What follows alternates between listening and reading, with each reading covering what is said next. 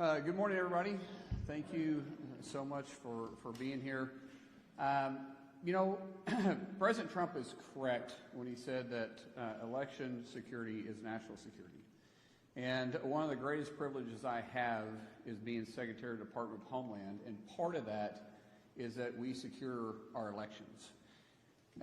It surprised me when we first started getting in and digging into the elections, and this isn't about rehashing the 2020 election. This is just exposing what took place and to make sure it never happens again. And there's some really easy steps that can be taken to secure our elections. And it shouldn't be a partisan issue. This should be something that every American, regardless if you're a Republican, you're a Democrat, you're an independent, you're a libertarian, regardless if you live in a blue state or you live in a red state, everybody should know that their vote counts. And we have individuals that are voting that shouldn't be. It cancels out someone that should be.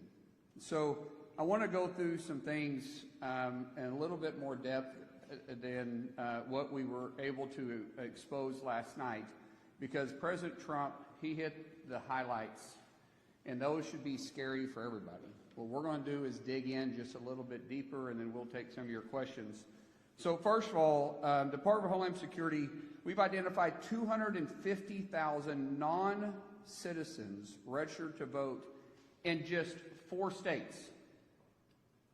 Mind you, we have 46 other states.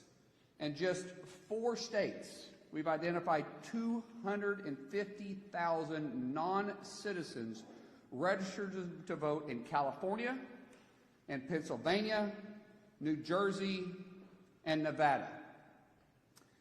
We also worked with proactive states to identify 28,000 non-citizens on their voter rolls, plus 400,000 individuals that are still registered to vote that are deceased.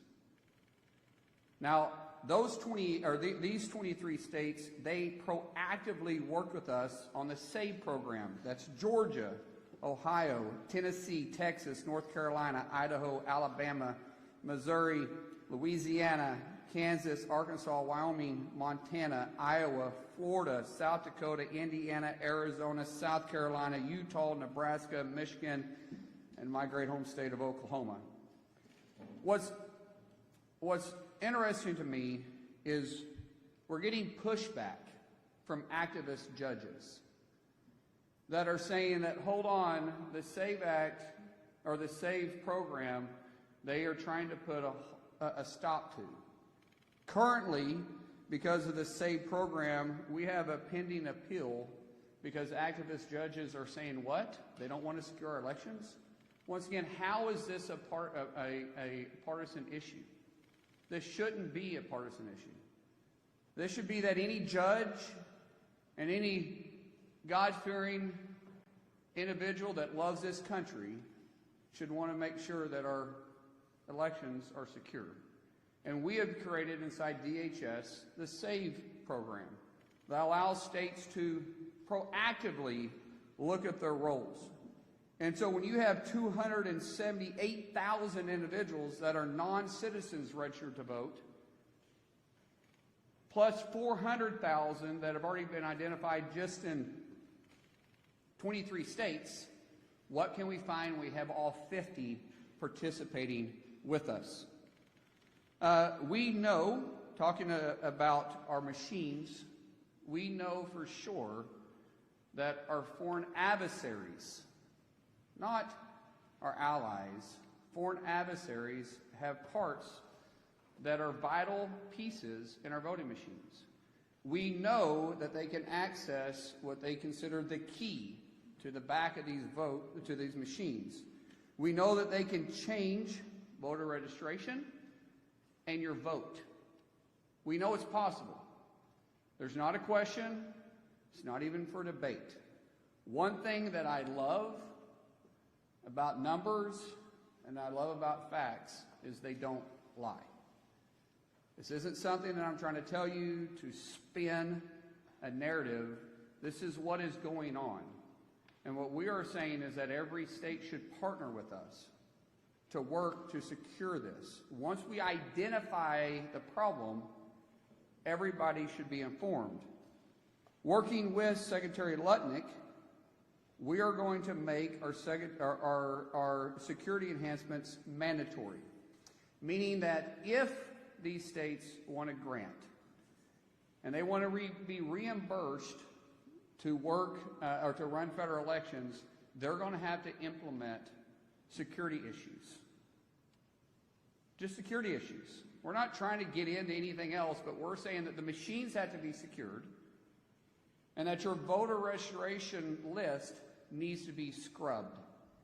We need to make sure that individuals that are legally able to vote are voting.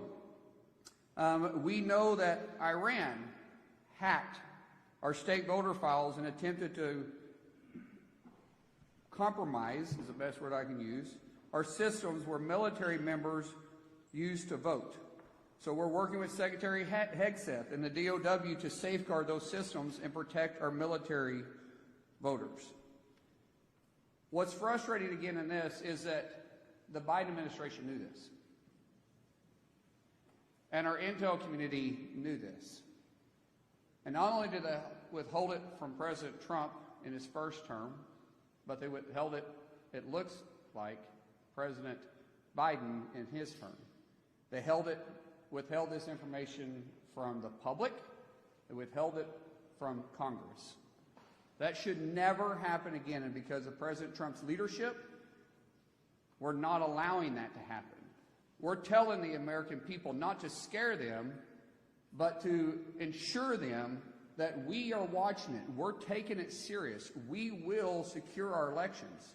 Underneath President Trump's directive, he has gave Department of Homeland Security and myself the tools and the resources we need to secure the elections. But we have to have the states partner with us. If they choose not to, then the voters should hold them accountable. When I was sworn in just over 100 days ago by President Trump, and I can tell you honestly, I haven't quit smiling. I think this is the greatest job that I could possibly have. I said at that time that I'm going to fight for your yard and your backyard like I do mine, regardless if it's a blue state or it's a red state. Department of Homeland Security isn't just keeping you safe on your streets, but we're keeping our voters safe and our elections safe. But we can only do that if we have full participation. Right now, as I said, we only have 23 states participating with us. Out of just 4 blue states, to repeat that number, we found 250,000 non-citizens registered to vote. So for us, we're going to take proactive and reactive measures. At President Trump's direction, our cybersecurity team and CISA will release an updated election infrastructure plan, and it'll be public within 30 days, meaning that will give the states the resources they need to help from the cyber side. From us, if they participate in the SAVE program, we'll provide the resources and training to support state election integrity. We're not trying to change the outcome. We're trying to make sure that American people can trust our voting system. Real ID does not prove citizenship and does not give you the right to vote. You must be a U.S. citizen and you must be eligible to vote. Before and after the election, we will scrub all election records looking for illegal aliens and those who are ineligible to vote, including those that somehow voted, yet they were deceased. If you're illegal and attempted to vote, or you tried to vote illegally for someone else, we will find you and we will charge you. Illegal voter registration and illegal voting both carry penalties up to 5 years in prison and up to $250,000 in fines. We will pursue maximum pressure on this. To let you know, we will be proactively looking at early voting, and then after post-election, we will continue to scrub all those that did vote.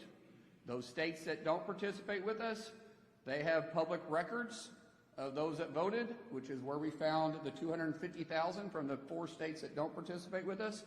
We will go through those records one by one, and we will pursue everybody. We will make sure that people know they can trust our elections. If states want the grant funding, to recap, they must secure the elections. I want to thank President Trump's proactive approach to this. He has put together a remarkable team that not only is informing the public about what's going on, but we're also informing Congress, we're informing our states, and we're going to secure our elections. States must be aware of the real threats for voter registration and the system breaches. And I do want to reemphasize the system breaches. Our machines are vulnerable. There are steps that can be made right now that can secure those. I would ask not just the public, but the media. That question should be asked of blue states, because we have red states participating with us. We have some red states that aren't. Every state that's not participating with us should be asked the hard question, why not? What are you afraid of?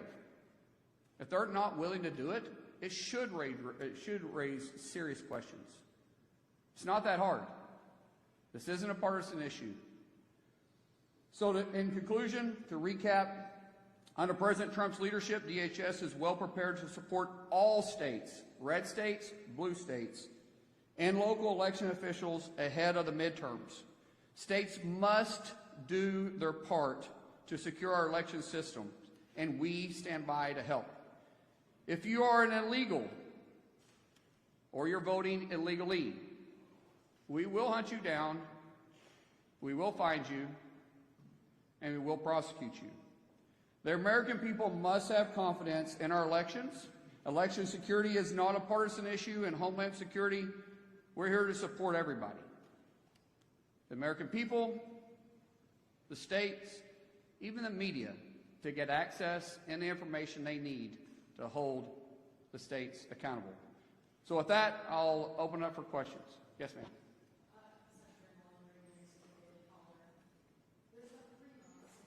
I think I like the Daily Caller better than the Daily Mail. I really don't like the Daily Mail. Yeah.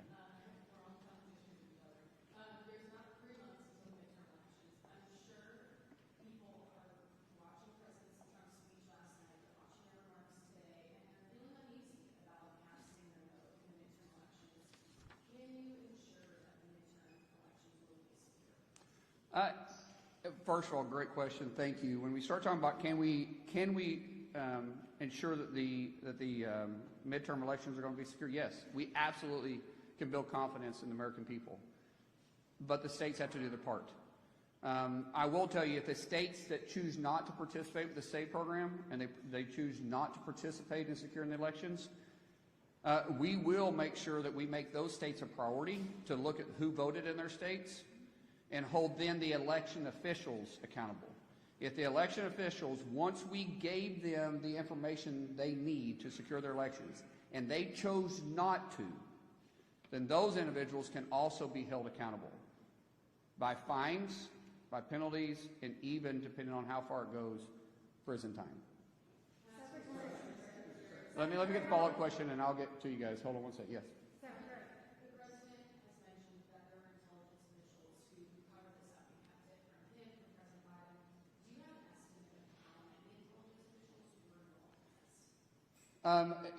There's no question the intelligence community from the FBI, CIA, and even other places within DHS, not underneath President Trump's leadership, but that was underneath the Biden administration, kept it from President Trump and the American people in Congress.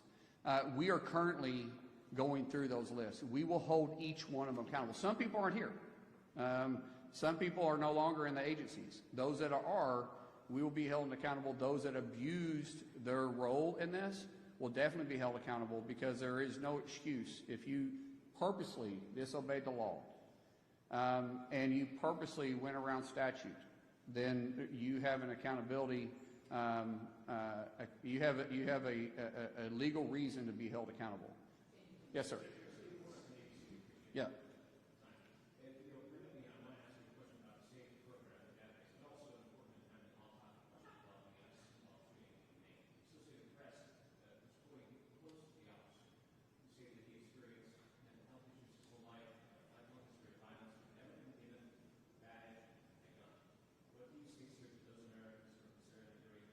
Sir, I have not heard that at all, but we understand that it's being investigated, and we'll allow the investigation to go through. That's all I'm going to say about that. Secretary. Yes. Hi, thank you so much. Yes. Sarah, I got back here in the back. Thank you. Yes. Thank you so much for doing this briefing today. Is there any analysis on what went wrong with Sideline 2020 and the premature analysis that it was the most safe and secure election? It's now being revealed that obviously it was not. Will Chris Krebs or anybody that was involved in that premature analysis be held accountable? Everybody that purposely misled the American people, abused their power and their authority, and decided not to continue doing their job will be held accountable. What does that accountability look like? I don't know. Is it criminal? We'll pursue criminal charges. If it is not criminal, we'll make sure you never work for the federal government again, and you never have the ability to have a clearance again. Yes, right here. I will look this way next, I promise. So your numbers, the 278,000 non-citizens who on voter rolls, any indication of how many people actually voted, or the 400,000 that are actually deceased? Any indication, total number of people that did vote, and what is your ballpark for how many of these people actually voted in terms of vote? So those that we've identified, the 278,000 non-citizens and the 400,000 deceased, we are now going through that record. We're standing up at a department in DHS.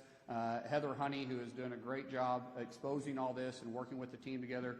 Joe Edlow with USCIS and other teams. We are going through these files one by one. And one, identifying the individual. Two, did they vote? And three, where did they vote at? That's a hard, it's easy with states that participate. So the 28,000 that we identified with the 23 states that are working with us, that system can be very easily exposed, all 28,000. The problem is an activist judges now have put a hold on it, and so we're pending the case. Once it's turned back on, we'll be able to move fast. The 400,000 or the 250,000 in the just four of the blue states. Meaning, what were the states? So I got it right. California, Pennsylvania, New Jersey, and Nevada. Those are going to be a little bit tougher because we're going to file paperwork for FOIA, even us, to try to get that information from the states. But we will. I don't care how long it takes. We will go by this one by one, and everybody that did vote illegally, we will prosecute. We'll bring up for prosecution. Yes. By the way, it's very smart wearing a red dress because you catch everybody's eyes with the right clothes. Same thing with what color shirt is that? Peach? Orange? I don't think that's orange. That's peach. That's definitely peach.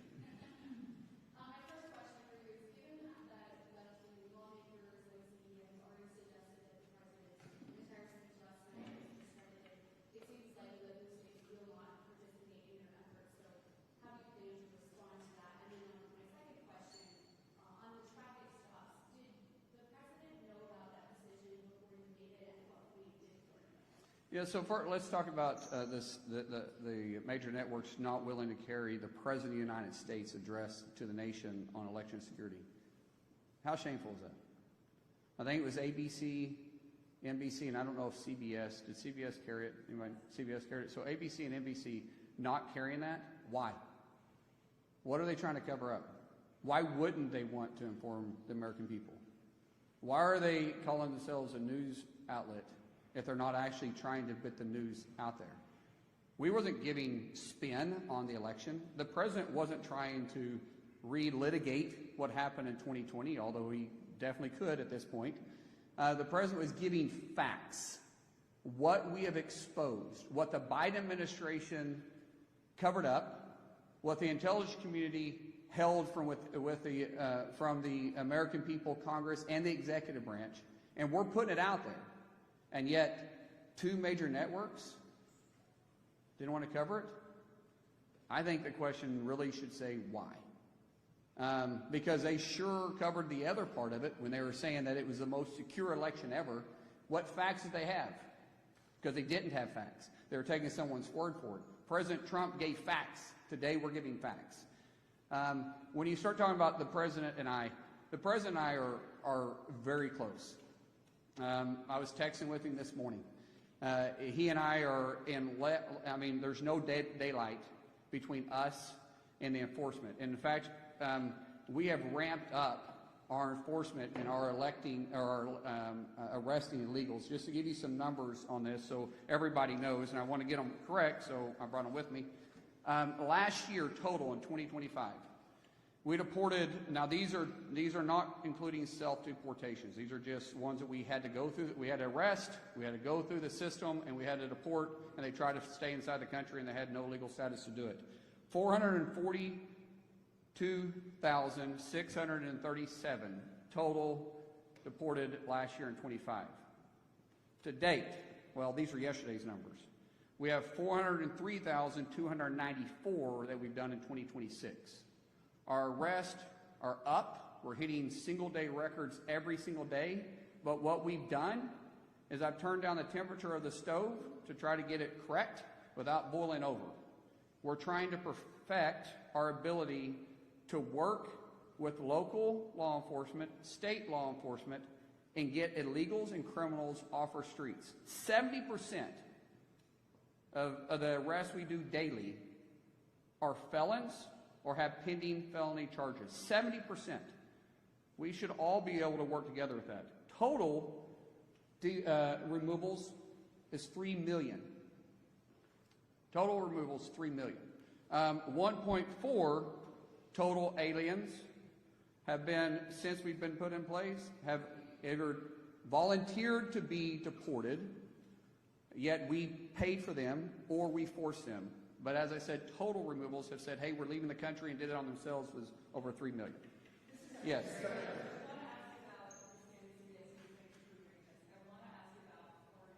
I'm sorry, who did you say you were?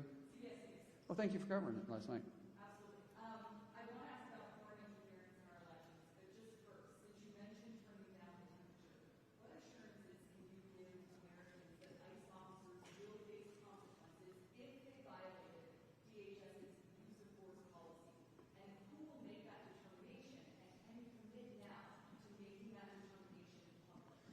Let me clarify. When I say turn down the temperature, when I turn down the temperature with you guys, we're turning up the heat on the streets. We're out there working harder than we ever have because we've empowered our law enforcement to do their job. What I'm trying to do is remove us from the headlines every single day. But everybody will be held accountable. I don't pick and choose which laws I'm going to enforce. I enforce our nation's laws. That means I'll enforce it with our own agency, and I'll force it with the criminals on the streets. That's my assurance. Yes. Go ahead. And I saw you stand up. I'll get to you next. Go ahead.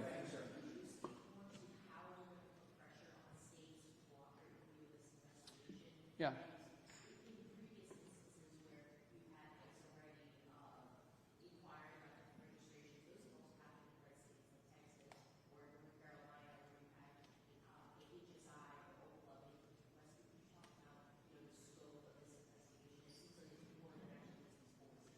So when we start talking about enforcing, first of all, the states to work with us and then the scope moving forward, I obviously can't force the states, but the states always look to us for reimbursement when it comes to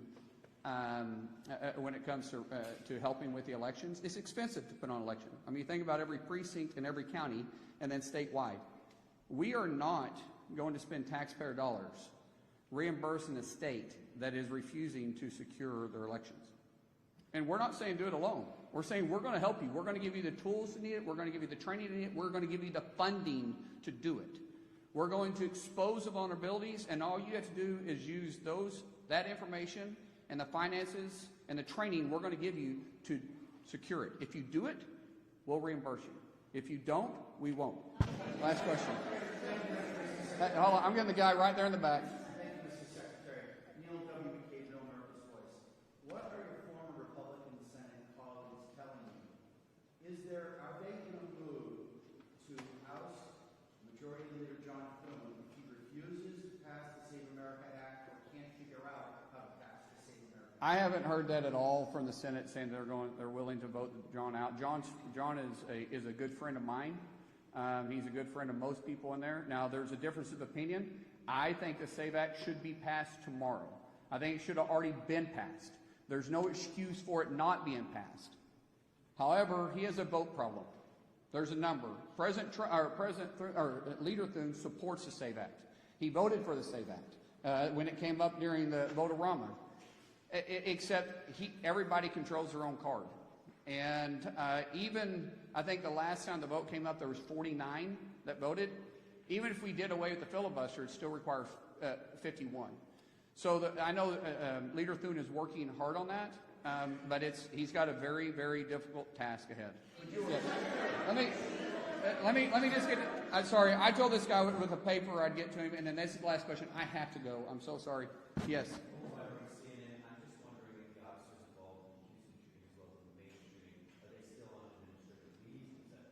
Why any investigation that is going through, I don't care which law enforcement, I don't care if you're local PD, if you're county, if you're state, or if you're federal. When there's a shooting involved, standard practice is that individual goes on administrative leave while the investigation is going through. And we do it the same way. So thank you guys so much. Appreciate it.